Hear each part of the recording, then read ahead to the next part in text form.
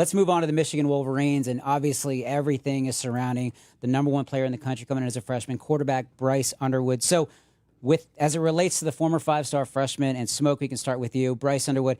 What's their summer agenda to make sure they have success with Underwood as the guy potentially? Yeah, keep Michigan thing the Michigan thing. Okay. Especially on offense. And I'm talking about running the football and protecting him in the understanding of you don't have to be Superman as a young man. Because when you get a young, talented quarterback that comes in, everyone wants to play with the new toy. Let's see what we can do. Let's RPO. Let's run him. Let's have him throw the ball 30, 40 times. No. Run the football. You have an offensive line that can get it done. Justin Haynes came over from Bama in the transfer portal. Hammer away. Play action. Start him out slow. Let him throw the ball 20 times. Run the ball 5 to 10 times. And as the season goes along, that's the build that you want to have. But you have to have that going into the season, who you're going to be, and not trying to define this young man early and maybe ruin him with his upward trajectory of one of the better players in college football. I echo that. I think you took more of a micro approach. I'll take the macro approach. We've seen this even at the NFL level, guys like Bryce Young who maybe weren't ready to play. I mean, even given his experience, it was a poor situation. You look at Michigan, what they have. They obviously want to run the football. You feel good about Justice Haynes, some of the other backs in that room.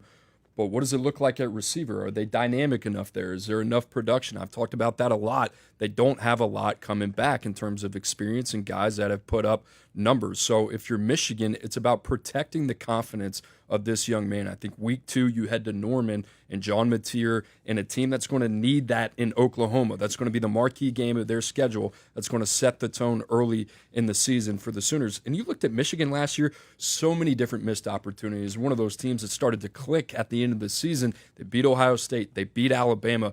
This is a team that has a very complementary formula that they rely on. You have to put Bryce Underwood in a situation, as to Smoke said, where he doesn't have to wear the cape. And that's not the pressure, because we've seen guys like Dante Moore, Jackson Arnold, even as a redshirt freshman, if you press too early, it's hard to get that confidence back. And not all the pieces are there for Michigan offensively yet. Sherrone Moore's got to be that guy to say, hey, we got to play a little defense with our quarterback. Let's keep him in a confident state. That's going to be really the biggest question mark, biggest hurdle for Sherrone Moore. How do we protect the confidence of a very swaggy franchise quarterback that we're going to have here for the next 3 years? Smoke, just kind of quickly on Bryce. You know people around him. How is he wired in the sense of, A, can he be patient if he's not the guy right away? But also, if he is the guy right away and there are some lumps, how do you think he's going to handle it? He's built for it all. Okay. I think either way that they want to play it.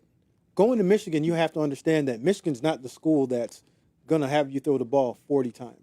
A couple of years ago, J.J. McCarthy was on that team. And we didn't see him really get into his bag in terms of throwing the football until they got into the playoff run. So honestly, all you have to do is rinse and repeat the same formula that you had for J.J., give it to Bryce earlier on in his career, and I think they'll get back to where they need to be.